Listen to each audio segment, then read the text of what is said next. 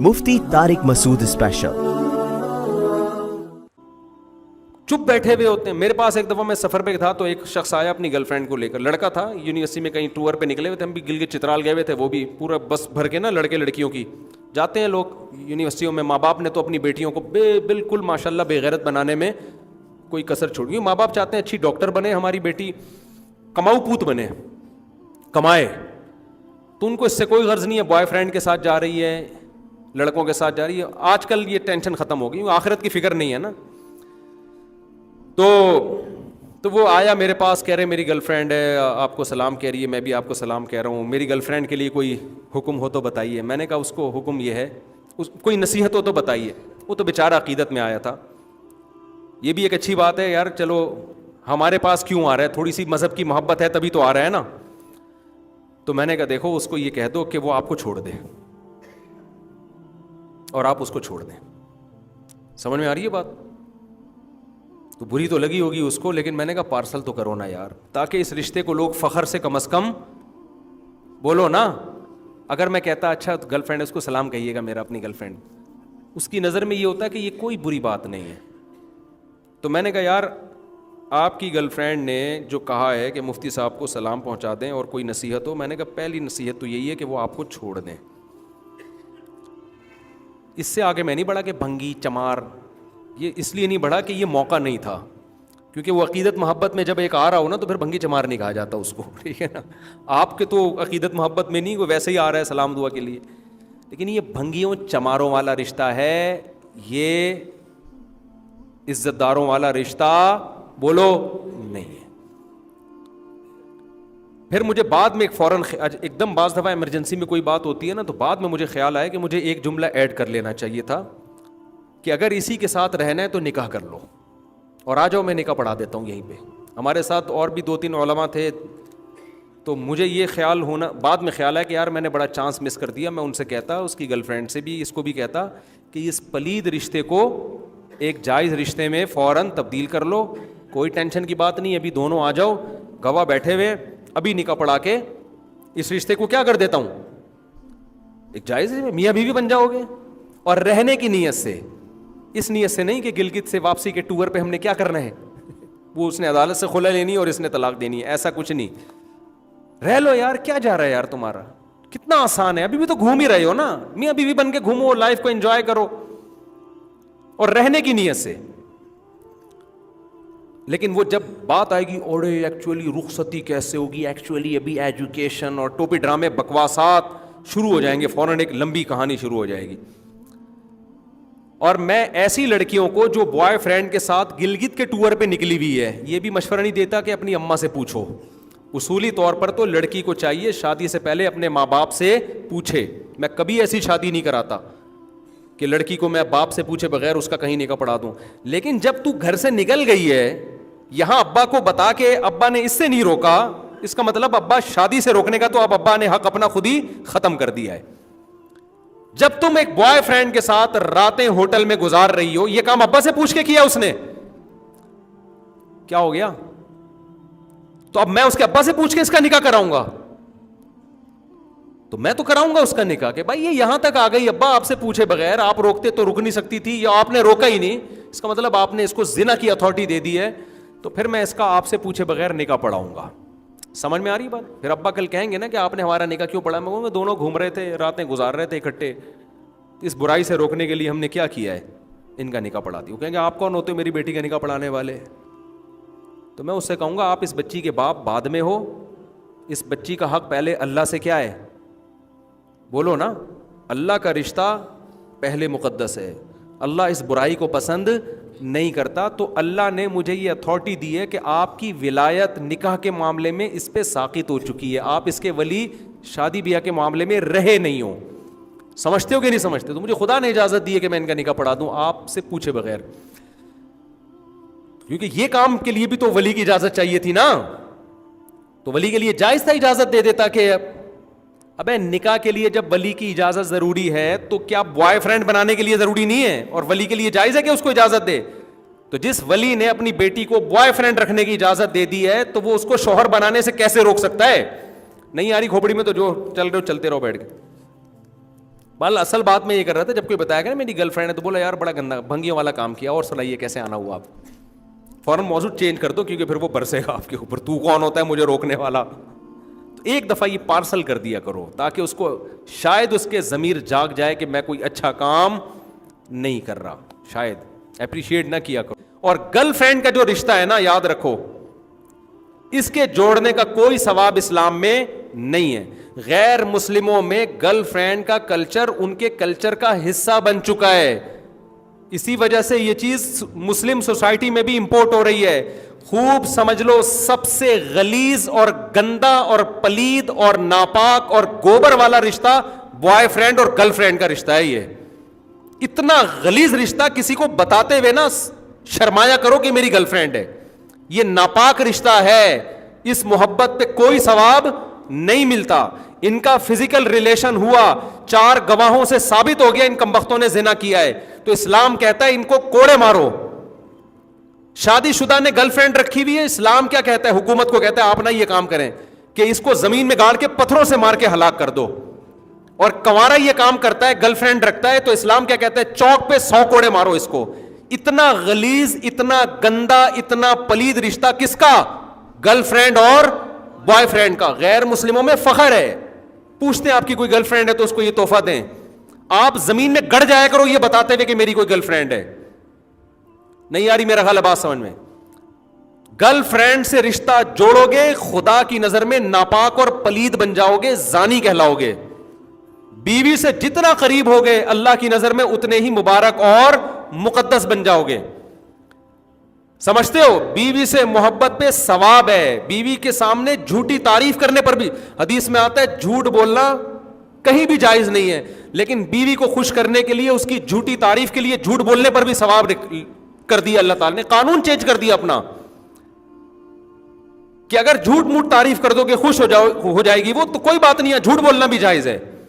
اتنا اللہ کو میاں بیوی کا رشتہ محبوب ہے. نبی صلی اللہ علیہ وسلم نے فرمایا جب مرد اپنی زوجہ سے خواہش پوری کرتا ہے اللہ اس پہ بھی ثواب دیتے ہیں. صحابہ نے عرض کیا یا رسول اللہ وہ تو اپنی خواہش پوری کر رہا ہے، اس پہ ثواب کیوں؟ آپ نے فرمایا بتاؤ اگر وہ کسی عورت سے زنا کرتا، یعنی گرل فرینڈ کے پاس جاتا، تو گناہ ملتا کہ نہیں ملتا؟ صحابہ نے کہا ضرور. فرمائے کیا بات ہے کہ تم گناہ کو گناہ تو کاؤنٹ کر رہے ہو، حلال میں ثواب کو کاؤنٹ نہیں کر رہے. اس نے برائی سے اپنے آپ کو بچایا ہے. تو یہ غلیظ گندا رشتہ، یہ اس کو جتنی برا بلا کہو نا کم ہے. جب بھی کوئی آپ کا دوست آ کے بتایا کرے نا میری گرل فرینڈ ہے، آپ بولو یار بڑا پلید رشتہ ہے یار، بڑا گندا، بڑا غلیظ، بھنگیوں والا کام کیا تو نے یار. پھر اپنی دوسری بات فوراً چینج کر دو. ایک دفعہ یہ بولا ضرور کرو، کیونکہ ہم معاشرے میں اس کو برداشت، میں نہیں کہہ رہا آپ اس پہ ماریں پیٹیں، یہ تو آپ نہیں کر سکتے، نہ کرنا چاہیے آپ کو.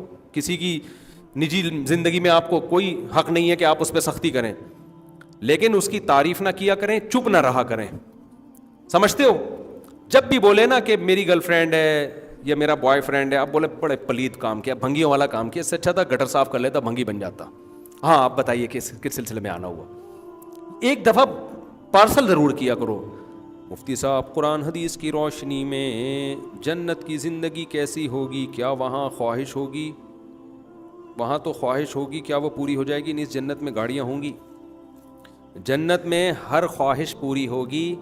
وَلَكُمْ فِيهَا مَا تَشْتَهِي أَنفُسُكُمْ. قرآن کہہ رہا ہے جس چیز کا بھی تمہارا دل چاہے گا وہ تمہیں وہاں ملے گی. وَلَكُمْ فِيهَا مَا تَدَّعُونَ. جو بھی مانگو گے وہ بھی ملے گا لازمی. فَلَا تَعْلَمُ نَفْسٌ مَا أُخْفِيَ لَهُم مِّن قُرَّةِ أَعْيُنٍ. اللہ فرماتے ہیں ہم نے اپنے نیک بندوں کے لیے جو گناہوں سے بچتے ہیں، زنا سے، شراب سے، نماز قضا کرنے سے، والدین کی نافرمانی سے، رشتہ داری توڑنے سے، سود کھانے سے، داڑھی کاٹنے سے، اور چوری کرنے سے، کسٹمر کو ٹھگنے سے، یہ جو برائیاں ہیں نا، جو لوگ بھی ان سے بچتے ہیں، مختلف جگہوں پر مختلف مضامین میں یہ آیت وارد ہوئی ہے، تو اللہ فرماتے ہیں ہم نے ان کی آنکھوں کی ٹھنڈک کا کیسا سامان چھپا کے رکھا ہے یہ کسی کو خبر نہیں ہے. کیا زبردست آیت ہے یار. اللہ کہتے ہیں کسی نفس کو خبر ہی نہیں ہے کہ ہم نے آنکھوں کی ٹھنڈک کا کیسا سامان چھپا کے رکھا ہوا ہے اپنے نیک بندوں کے لیے. تو ہر خواہش جنت میں پوری ہوگی. بعض لوگ یہ کہتے ہیں کہ بعض لوگوں کی تو خواہشات ہی الٹی سیدھی ہوتی ہیں. تو یاد رکھو جنت میں کوئی غیر فطری خواہش انسان کو ہوگی ہی نہیں. سمجھتے ہو؟ کوئی ایسی خواہش نہیں ہوگی جو انسان کی نیچر سے میچ بولو نہیں کرتی. سمجھتے ہو نا؟ اکثر خواتین یہ سوال پوچھتی ہیں کہ ہم نے ایک میاں کے ساتھ بمشکل گزارا کیا, ظالم میاں کے ساتھ نبھایا بچوں کی خاطر, اب وہ مر گیا, ہم نے دوبارہ شادی نہیں کی, تو علماء سے یہی سنا ہے کہ جنت میں یہی والا ملے گا جو لاسٹ میں آپ کا میاں ہوگا. تو ہماری تو خواہش ہے کہ ہمیں یہ والا نہ ملے, ہمیں تو وہ والا ملے. کوئی سا بھی ان کی نظر میں ہوتا ہے. سمجھتے ہو؟ تو اس کا جواب یہ ہے کہ یہ جو میاں ہے اگر یہ برا تھا تو جنت میں جائے گا ہی نہیں. اصل تو پھر یہی ہے کہ اس کو سزا ملے گی تو کسی اور ڈپارٹمنٹ میں ہوگا, پھر اللہ آپ کا نکاح کرا دیں گے کسی انسان کے بچے سے جو کہاں جائے گا جنت میں. اور اگر یہ جنت میں گیا کسی کی سفارش کی وجہ سے تو اللہ آپ کے دل میں اس کی محبت پیدا کر دیں گے. یہاں خواتین کہتی ہیں یہ والا کس کی ڈیزائننگ ہی ٹھیک نہیں ہے. تو دیکھو اللہ کو یہ قدرت ہے, یہ پرانی گاڑیاں کمپنی میں ریپیئر ہو کے نہیں ہو جاتی ہیں کہ نہیں ہو جاتی, تو پرانا میاں کیوں ریپیئر نہیں ہوگا؟ کیا خیال ہے؟ پرانا والا بھی کیا, یہ سب کچھ اللہ کی قدرت میں ہے. تو جو بھی کرے گا اللہ, یہ اللہ پہ چھوڑ دو, اس میں ٹینشن لینے کی کوشش نہ کرو. مرد پریشان ہوتا ہے کہ یہی والی مجھے ملے گی. ایک آدمی کی بیوی کی ڈیتھ ہوئی تو دفنا کے آ رہا تھا, بجلی کڑکی نہ, کہہ رہا ہے لگ رہا ہے پہنچ گئی ہے. وہاں جا کے بھی ایک دم اس نے تباہی مچا دی ہے. تو اب یہ والا چاہے گا کہ یہی والی ملے. تو اب اس بحث میں پڑھنا فضول ہے. جب اللہ نے کہہ دیا کہ کوئی ٹینشن نہیں ہے اور راحتیں ہی راحتیں ہیں, تو سمجھ لو کہ یہ والی ریپیئرنگ کے بعد ملے گی تمہیں, یہ وہاں جا کے کڑکے گی نہیں. کیونکہ جنت میں کوئی پھڈے بازی نہیں ہے, محبتیں ہیں. الا قیلا سلاما سلاما, ہر طرف سے سلامتی کی صدائیں ہوں گی. تو اس لیے کوشش اس کی کریں کہ جنت میں چلے جائیں. تو یہ بڑا مسئلہ نہیں ہے کہ یہی والی ملے گی یا وہ پڑوسن ملے گی, اس کی والی مجھے مل جائے گی, میری والی اس کو. یہ اصل ٹینشن کی بات نہیں ہے, یہ ٹینشن نہ لیں. یہ میری اور آپ کی ٹینشن نہیں ہے, یہ اللہ کی ذمہ داری ہے. اللہ ہم میں سے ہر شخص کی خواہش پوری کرے گا. فوکس اس کو کریں کہ اعمال ایسے کریں وہاں پہنچ جائیں, پھر وہاں جا کے اللہ سے کہنا مجھے یہ والی نہیں چاہیے. تو اللہ کہے گا کہ اسی کو برداشت کرنے کی وجہ سے تو یہاں پہنچا ہے, اب تجھے یہ والی نہیں چاہیے. تو اللہ اس نفرت کو محبت سے تبدیل بھی کر سکتے ہیں. دل کس کے ہاتھ میں ہے؟ اللہ کے ہاتھ میں. تو کوشش اس کی کریں کہ پہنچ جائیں کسی طرح جنت میں. اور عورت کو بھی چاہیے کہ وفا کرے اپنے میاں کے ساتھ, آدمی کو بھی چاہیے اپنی زوجہ کے ساتھ بولو وفا کرے. شریف لوگوں کے لیے جنت ہے, بے وفاؤں کے لیے نہیں ہے. جوڑنے والوں کے لیے ہے, توڑنے والوں کے لیے نہیں ہے. تو ہاں بہت مجبوری ہو جائے پھر توڑنا, پھر اسلام نے اجازت دی, لیکن وہ مجبوری آج کل ہو نہیں رہی ہے, ایویں ہی ٹوٹ رہی ہے ذرا ذرا سی باتوں پہ رشتے. تو ابھی تو جوڑے, اللہ کو جوڑنے والا. جنتیوں میں جتنے بھی جنتی ہیں اللہ نے سب کی علامات رشتے جوڑنا بتایا ہے, توڑنا نہیں بتایا. تو رشتوں میں میاں بیوی کا بھی تو رشتہ ہے کہ نہیں ہے؟ ماں باپ کا رشتہ, اولاد کا رشتہ, بہن بھائیوں کے رشتوں کو جوڑتے ہیں, توڑتے نہیں ہیں. ماشاء اللہ, اللہ تعالیٰ کی مہربانی سے 19 بچوں کا باپ ہوں. اب تو مولوی بھی بولتے ہیں کہ بچے بند کرا لو. بولنے دو مولویوں کو, آپ کے بچے ہیں, اللہ کی مخلوق ہے, اللہ روزی دے رہا ہے, میاں بیوی مل کے خوشی خوشی پال رہے ہیں, تو دوسرے کو تکلیف کیوں ہو رہی ہے؟ ان کو یہ تکلیف ہو رہی ہے کہ رزق کم ہو جائے گا فیوچر میں, یہ تکلیف ہو رہی ہے نا. تو ان سے کہیں کہ جب اتنے کروڑوں لوگوں کا رزق کم نہیں ہوا تو 19 کے اضافے سے کوئی کم نہیں ہوگا. سمجھتے ہو؟ اور بچہ پیدا ہوتے ہی ماں کی چھاتیوں میں دودھ اللہ تعالیٰ پہلے ڈال کے بتا دیتے ہیں کہ اس کا رزق کس کے ذمے ہے؟ میرے ذمے. لوگ پھر وہی لبرل لوگ وہی فضول بکواس کرتے ہیں کہ صرف دودھ ہی تھوڑی ہے, بہت سارے اور بھی مسائل ہیں. ان سب کے جواب میں بہت ڈیٹیل سے بار بار دے چکا ہوں. صحابہ میں تو بہت ملتا ہے ہمیں. حضرت خالد بن ولید کے 40 بچے تھے, سمجھتے ہو نا. حضرت انس بن مالک رضی اللہ تعالیٰ عنہ کو نبی نے دعا دی تھی کہ اللہ اس کے عمر میں بھی برکت دے, اس کی اولاد میں بھی. بخاری کی حدیث ہے. حضرت انس بن مالک فرماتے ہیں کہ اللہ نے میری اولاد میں اتنی برکت دی کہ 100 بیٹوں کو میں نے اپنی زندگی میں چلتے پھرتے دیکھا ہے. سمجھتے ہو, بیٹیاں اس کے علاوہ. تو اتنے اللہ نے ان کو اولادیں دی تھیں, کھا بھی رہے تھے, پی بھی رہے تھے, بڑے بھی ہو رہے تھے. میں تو ایسے گھروں میں گیا ہوں, ان کے تو 19 ہیں, تھوڑے کم ہیں, ایسے گھر میں گیا ہوں جس باپ کے 30 بچے. میں نے اکثر واقعہ بتایا نا کہ میرے سے ایک طالب علم ملنے کے لیے آیا, مجھے کسی نے بتایا کہ استاد جی اس کلاس میں ایک بچہ ہے جس کے 29 بہن بھائی ہیں. تو میں نے کہا لے آؤ. میرا خیال تھا کہ خوراک نہیں ملی ہوگی, سارے سکڑ گئے ہوں گے خوراک کی کمی کی وجہ سے. جب آیا تو لال ٹماٹر اور ماشاء اللہ قداور.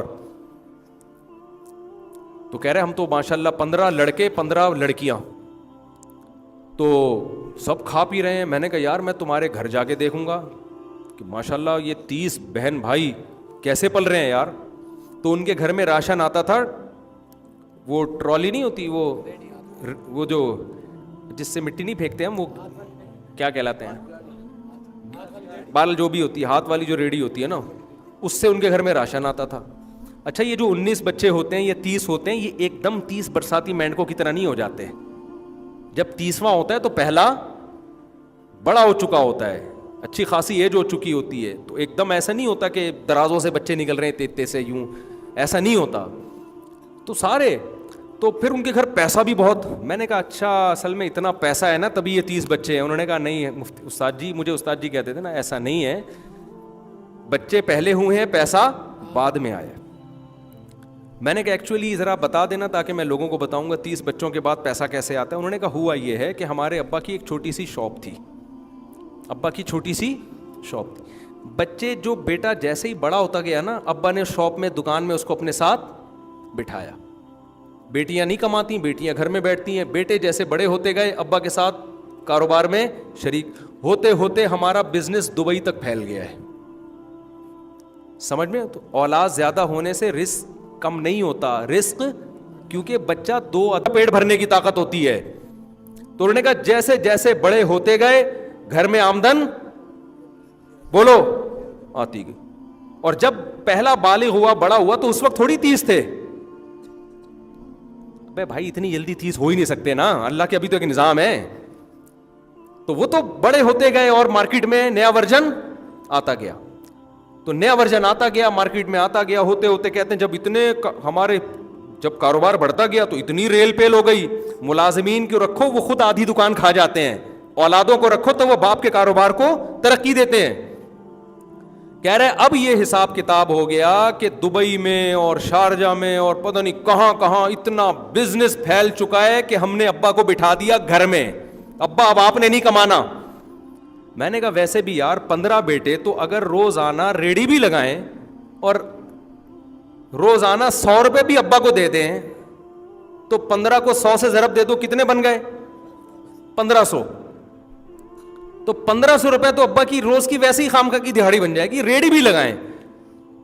تو بزنس اتنا ان کا دنیا میں پھیلا کہ اب کیا ہو رہا ہے کہ ابا کو انہوں نے بٹھا دیا گھر میں, آپ نے نہیں کمانا ہے, ہم جب ہیں کمانے والے. اور جو مجھے بتا رہا تھا نا یہ کارگزاری, ابا نے اس کی بھی شادی کر دی. نہیں اسپیڈ رک نہیں رہی ہے صحیح ہے نا. وہ بالغ ہوا ابا نے, اچھا اس کے پاس میں نے بڑے مہنگے موبائل دیکھے. میں نے کہا یار اتنا مہنگا, اس نے کہا یار میرا بڑا بھائی دبئی میں ہے. اچھا ان کے ہاں کیا ہے, تجارت بھی چل رہی ہے, ایجوکیشن, کچھ بچے اسکول میں پڑھ رہے ہیں, کچھ کیا کر رہے ہیں, تبلیغ میں سال کے لیے نکلے ہوئے ہیں. کیونکہ پیچھے گھر کو سپورٹ کرنے والے, ماں باپ کی خدمت کرنے والے اتنے ہیں کہ تبلیغ کا کام بھی زندہ ہے, اور مدرسے میں 2-4 بچوں کو عالم بنانے کے لیے بھی وقف کر دیا, اور بزنس بھی کر رہے ہیں. سارے کام گھر میں ہو رہے ہیں. اور کہہ رہے ہیں میرا ابا ایسے دسترخوان پہ آگے بیٹھتا ہے, 4 مائیں بیٹھتی ہیں اور بچے لائن سے آ کے بیٹھتے ہیں, اتنی بڑی ابا کی پگڑی ہے. میں کہنے لگا ایسا ابا کہاں سے لبا پنجابی میں کہتے ہیں نا. تو یہ اٹھا کر پھینک دو باہر گلی میں, نئی تہذیب کے انڈے ہیں گندے. یہ تمہیں بولتے رہیں گے 19 بچے, ابے کیا کر رہا ہے, اور کوئی تیرا دنیا میں کام نہیں ہے. اس طرح کے تانے ملتے ہیں لوگوں کو. دنیا میں اور کوئی کام نہ ہوتا نا تو 19 بچے پل نہیں سکتے تھے. ایک نوالا نہیں ملتا ان کو. اولاد ہوتی ہے تو انسان محنت بھی کرتا ہے جا کے خود ہی. ہاں یہ ضرور ہے کہ اپنی ذمہ داریاں پوری کرے, خالی بچوں کی اسپیڈ کو فوکس کر کے نہ رکھے جب آپ گاڑی چلا رہے ہو تو ایکسیلیٹر پہ فل جب پاؤں ہوتا ہے تو پھر اسپیڈ بریکر بھی دیکھتے ہو, سگنل بھی دیکھتے ہو کہ کہاں سے ٹرن مارنا ہے, رکشے والا نہ آ جائے. پھر یہی نہیں ہوتا کہ اسپیڈ پہ پاؤں رکھ کے بچہ چلا جا رہا ہے, پھر تو کھائی میں جا کے گرے گا. تو بچوں کی اسپیڈ بھی خاندانی ہونی چاہیے, اور پھر ان بچوں کی تربیت کے لیے محنت بھی کیا ہونی چاہیے, خاندانی. ان کی کھلانے کے لیے فکر بھی کیا ہونی چاہیے, خاندانی. یہ دونوں کام تو ساتھ ساتھ چلو, اور پھر اللہ توفیق بھی دے دیتا ہے. ایک آدھ بچے والے کو اکثر توفیقیں بھی نہیں مل رہی ہوتی. تو اچھا ان کے سارے بچے ادب تمیز والے, ماشاء اللہ, باپ کا احترام, ماں کا احترام, سب سیٹ اپ چل رہا ہے, گھروں میں رونق ہے, بڑا گھر ہو گیا اب ان کا. اچھا پچھلے سال 2 سال پہلے مجھ سے ملنے کے لیے آیا, میں نے کہا میں نے آپ کا واقعہ بہت لوگوں کو بتایا کہ 30 بچے, اس نے کہا 32 ہو گئے استاد جی. 30 پرانی رپورٹ تھی. 30 کون سی تھی؟ پرانی رپورٹ تھی, اب 32 ہو گئے. تو الیکشن والے بھی انہی کے گھر میں آتے ہیں کہ یار 30 ووٹ تو یہاں گئی ہیں. اور اللہ بھلا کرے آپ کا کہ وہ ایک فیملی پلاننگ والے آئے نا, کسی کے گھر 20 بچے تھے, تو کسی نے پوچھا کہ یار تمہارے گھر فیملی پلاننگ والے نہیں آئے؟ کہہ رہے ہیں یار اسکول سمجھ کے چلے گئے تھے. آئے تھے. سمجھتے ہو کہ نہیں سمجھتے؟ سارے انتظام ہو جاتے. اور زمین اتنی جلدی بھرنے والی نہیں ہے. آپ سفر کرو, زمین خالی پڑی ہے, پکار پکار کے کہہ رہی ہے کہ میرے اللہ نے مجھے اتنا بڑا بنایا ہے, اتنی اسپیس رکھی ہے. اس اللہ کو پتا تھا کہ 15ویں صدی میں مولوی طارق مسعود بھی پیدا ہوگا جو لوگوں کی اسپیڈ بڑھا کے دنیا سے جائے گا. اللہ نے پہلے سے اتنی اسپیس, بلوچستان میں ہی پورا پاکستان سما سکتا ہے, اتنی اسپیس ہے. ایک اکیلا صوبہ ہی کافی ہے. سندھ خالی پڑا ہے, بلوچستان خالی پڑا ہے, بہت اسپیس ہے. پھر آگے پوری دنیا کو دیکھو گے تو آدھے سے زیادہ پاکستانی تو دنیا میں ہیں. یہ آبادی زیادہ ہے تبھی تو پوری دنیا میں پہنچے ہوئے ہیں. آبادی تھوڑی ہوتی تو کہاں جاتے بیچارے؟ پوری دنیا میں جاؤ. دنیا میں کتنے کنٹریز ایسے ہیں جنہوں نے اپنی نسلوں کو روکا اور 1 صدی کے بعد وہ نسل ہی غائب ہو گئی. اور اب ایسا ہی ہو رہا ہے. یورپ کے کنٹریز اب مائنس میں جانا شروع ہو گئے ہیں, کیونکہ پہلے انہوں نے کہا 2 بچوں کی تربیت اچھی ہوگی, معاشی ترقی ہوگی, پیسہ بچے گا. تو گورے نے کہا 2 بچوں میں جب پیسہ بچے گا تو ایک میں تو اور زیادہ بچے گا, اس کی تربیت اور اچھی ہوگی. تو اس نے کہا 1 ہوگا بس. پھر اس نے کہا اگر 1 بھی نہیں ہوگا تو تربیت کا ٹاپک ہی ختم ہو جائے گا. یہ نعرے یہاں بھی لگائے جا رہے ہیں. تو اسلام اس کے اپوزٹ 180 ڈگری پہ لے جا رہا ہے. اسلام کہہ رہا ہے اللہ کی نعمت ہے, یہب لمن یشاء اناسا, جس کو چاہتا ہوں بیٹیاں گفٹ کرتا ہوں, جس کو چاہتا ہوں بیٹے گفٹ. تو گفٹ تو کم ہو اچھا ہے یا زیادہ ہو اچھا ہے؟ جتنا زیادہ ہو اچھا ہے. ہاں اپنی ذمہ داری بھی پوری کریں, خالی اسپیڈ پہ پاؤں نہ رکھیں. کافی ہو گیا میرا خیال ہے, اب بھی اسپیڈ نہیں بڑھی نا. میں اللہ سے کہوں گا اللہ میں اپنی ذمہ داری پوری کر کے چلا گیا تھا, یہ ہو گیا. چلو اللہ تعالیٰ سمجھنے کی عمل کی توفیق عطا فرمائے. وما علینا الا البلاغ. جزاک اللہ.